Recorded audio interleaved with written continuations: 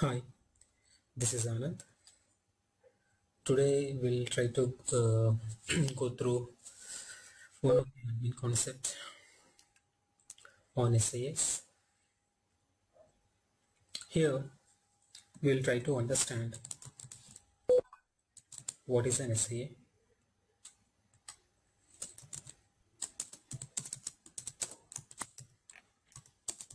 what is SAA, number one, and number two, purpose, and number three, how to create or recreate the SAS, and number four, what info do we require to create or recreate, and number five, how to delete. Okay, so these are the five things we are going to cover now. What is SAA, purpose of the SAA, how to create or recreate the SAS, and information required in the recreation process, and finally deleting the SAA. So SAA is Server Intelligent Agent, is also called as node. SAA is a service which is managed by the operating system. So once business object server is installed, you can go into the Windows services. There you can see the SAA. Okay, something like open the command prompt and go to the services. Here you can find the SAA. So these are all the services which are managed by the operating system. Here find it out, SIA, Server Intelligent Agent. See.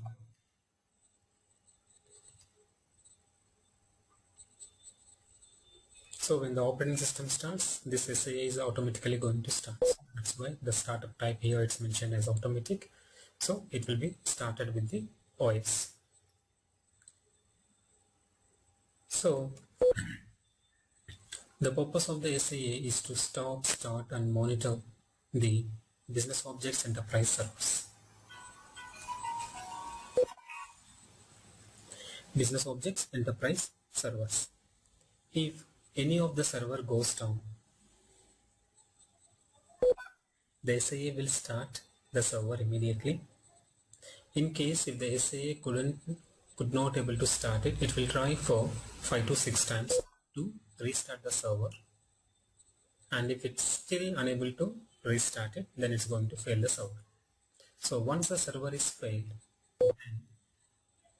it's a manual process to bring the server back to running state.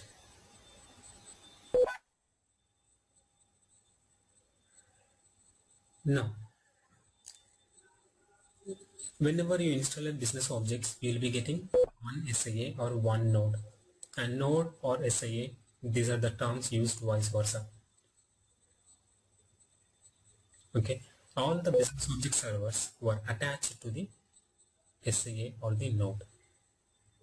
So how to find it out, what all the different servers were attached to the the SAA? Open the central configuration manager, which is a server based tool. That means you need to in the object server, you need to be in the object server. Come to the central configuration manager. Here there is a button here called manage servers. Click on that manage servers button and provide the username and the password of your BO server, and click on connect. Here it's going to show you the list of servers, and all the servers were prefixed with the node name or the SIA name. See here, Ravana.central management server, Ravana.laptop process server. So Ravana is the SIA name. See here, what is the name of the SIA in this machine? It is Ravana. So all the servers were prefixed with the SAA name. If you don't want to attach any of the server to the SAA, then you need to go to the central configuration manager. Okay, I am logging into the CMC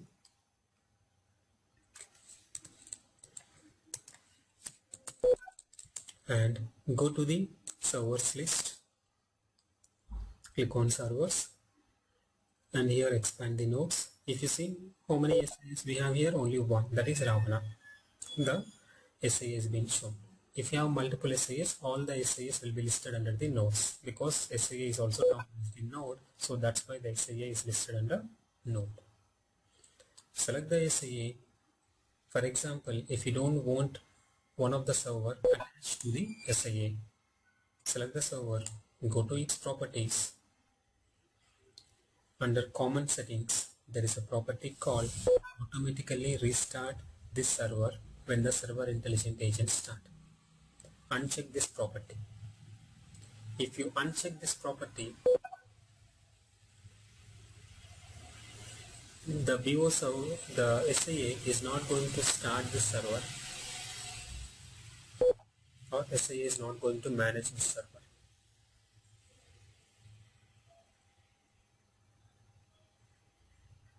Okay, so when your SAA has been started, it's going to start all other servers except the servers which were unchecked. That means we are detaching the server from the SAA, but using this property.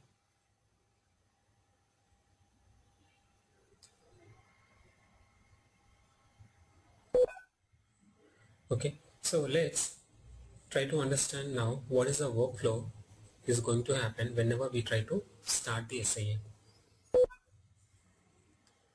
Currently the SAA is running state. Just I'm stopping it.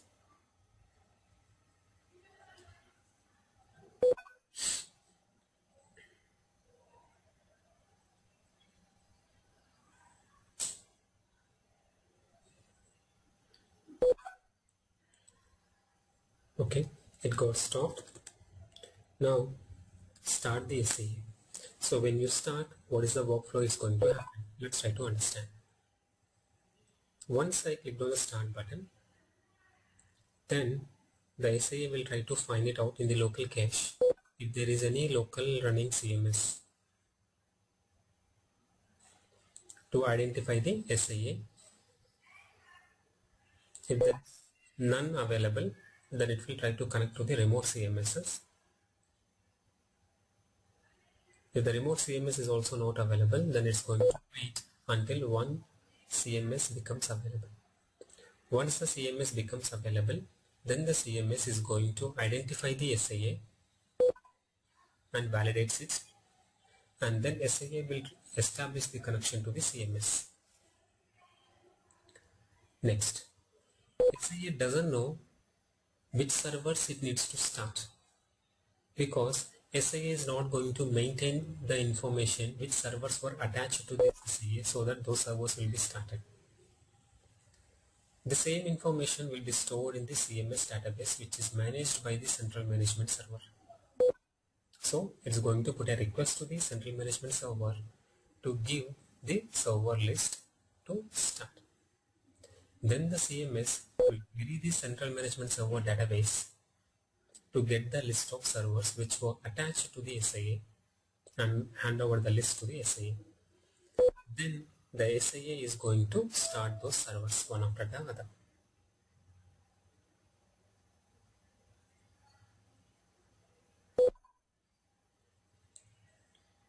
Okay, so by default you'll be having only one SAA or one node whenever BO is installed. If you want, we can go for adding additional SAAs as well. Okay, but that's going to be a second concept.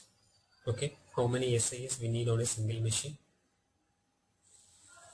Okay, typically for failover or for load balancing, we'll be going for the additional SAAs. Okay, so before going for the additional SAAs, there are many factors which needs to be considered. An example, the system resources. If you don't have the enough system resources to handle multiple SIAs in a single machine, in turn it degrades the performance of the complete performance of the BO server.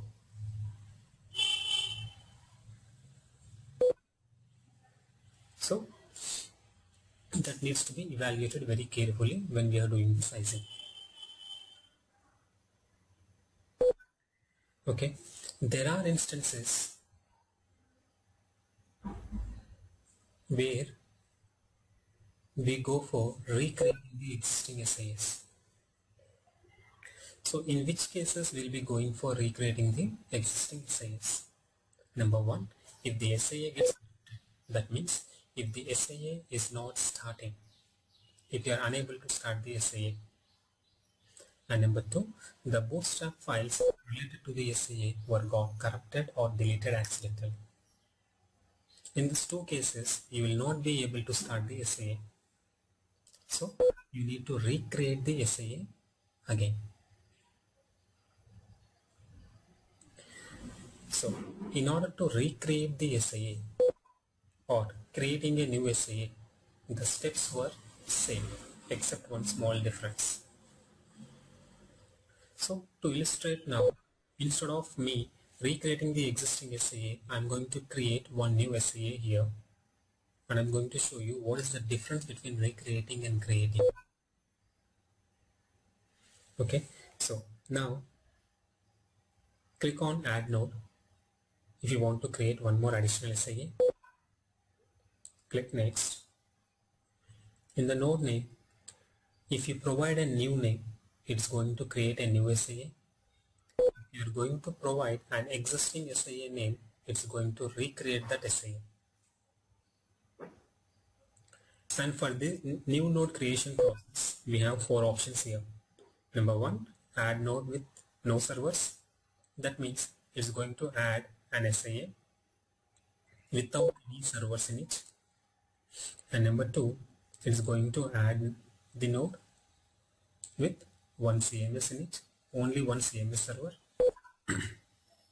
And number three, it's going to add the node with all the default servers which comes with the BO installation. That is, without exploration services, we'll be having 17. With exploration, we are going to get 21. And fourth one is the recreate. So when you are using this recreate, definitely you need to provide the existing SIA name. If you provide something new, it is going to create the name. In that case, there is no difference between new and recreate. This is the only difference when you are adding the new SIAs or when you are going to recreate the existing SIA. And rest all the steps are the same. So I'm providing the name as demo.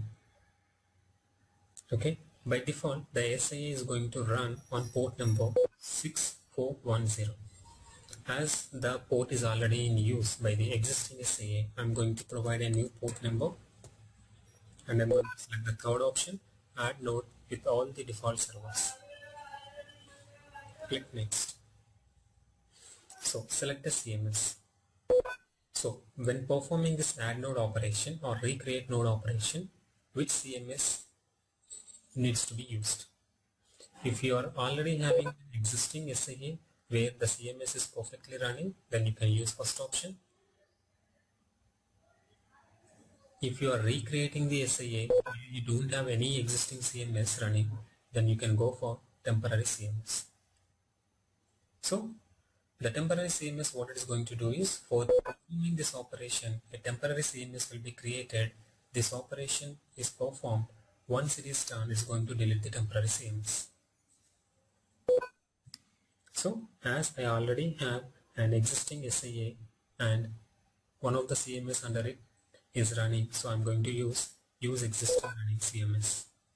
Click next. Next, here in this screen we need to provide the CMS information. CMS port number. By default CMS runs on port 6400. My existing CMS is using that, so I'm going to provide a new port number called 6500. And then you need to provide the CMS database information as well. specify button. Find it out what is the database type being used for your CMS and audit. If you don't know that, go to the Central Management Console, and within that go to Settings area. Under Manage, in Properties, here you can find the database name. The type of database is Microsoft SQL Server, and the data source name is BO, and the user connecting to this BO data source is again BO. So here I am selecting SQL Server, and my data source name is also BO. Go to the machine data source, select here BO, and I need to provide the connectivity details for connecting to my BO database. That is, my username is also BO, and I am providing the password.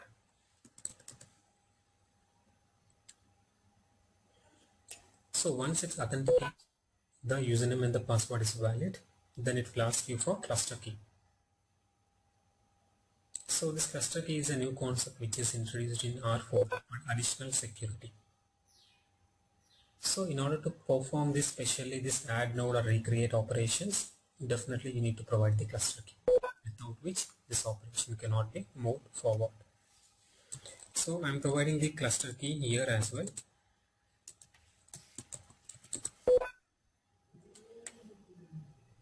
Once there is no error miss, it's accepted the cluster key, and click Next. Here you need to provide the BO administrator password. I am providing it, and click Next.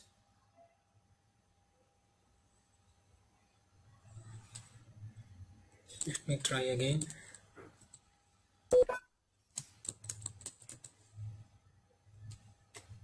Yes, and finally it's going to show you the confirmation screen where it's going to show the complete summary what we have selected. The new node name is demo, and the port number 6510 for SAA, and it's going to create with all the default servers. CMS port is 6500, and the CMS data source name we are using is BO.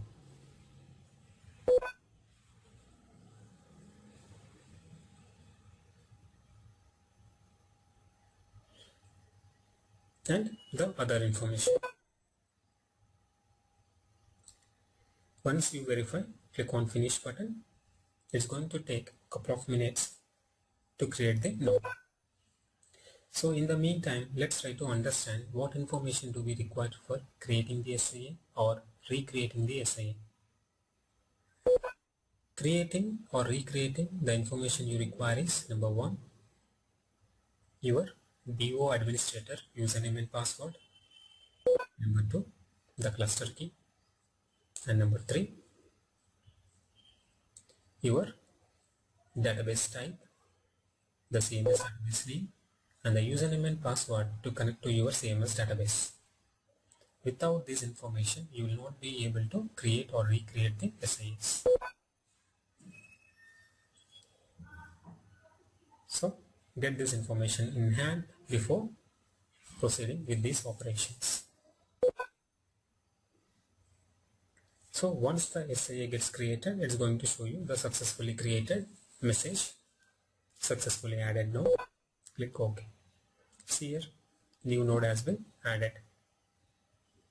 If you go to the manage servers, there it's going to show both the servers belonging to both of these nodes.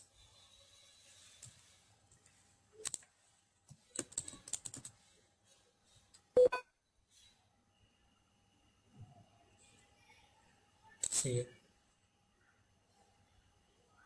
here some servers were prefixed with Ravana and some servers were prefixed with demo.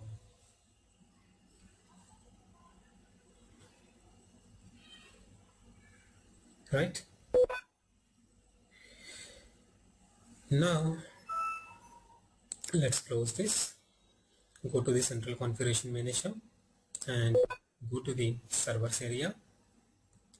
Expand nodes. Here you will be seeing 2 nodes.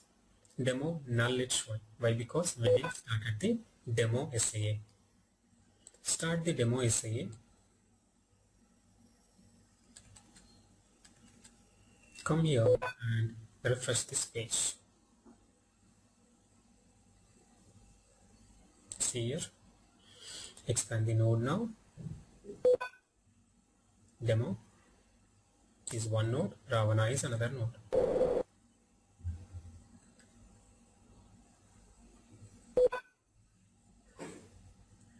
Right? And finally, let's see how to delete the SAS. In order to delete the SAS, first you need to stop the SA, because when you select the SA which you want to delete, the delete button is grayed out. So that means you need to stop it.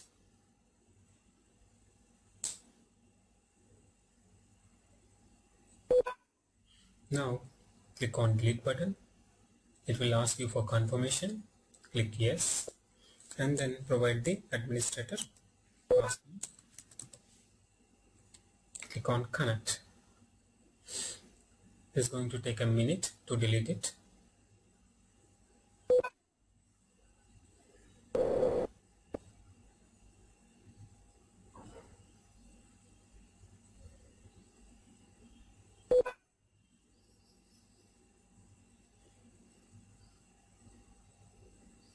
Successfully deleted node. Click OK. See here, it got deleted. In between, we are talking about something called bootstrap files. So what is that bootstrap files?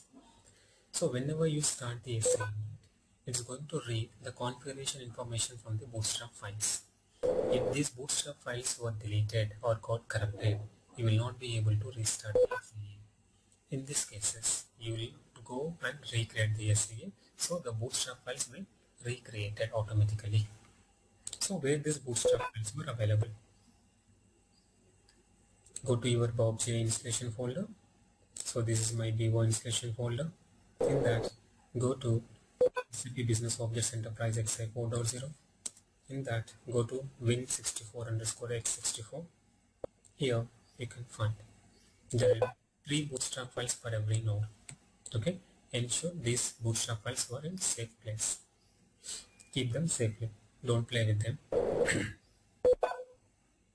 Okay, almost all the 3 bootstrap files will be having more or less the similar size. If these bootstrap files were in 0 units, your existing SAA will not get started.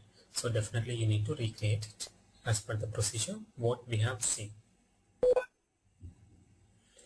So we have seen all the 5 things which we mentioned here.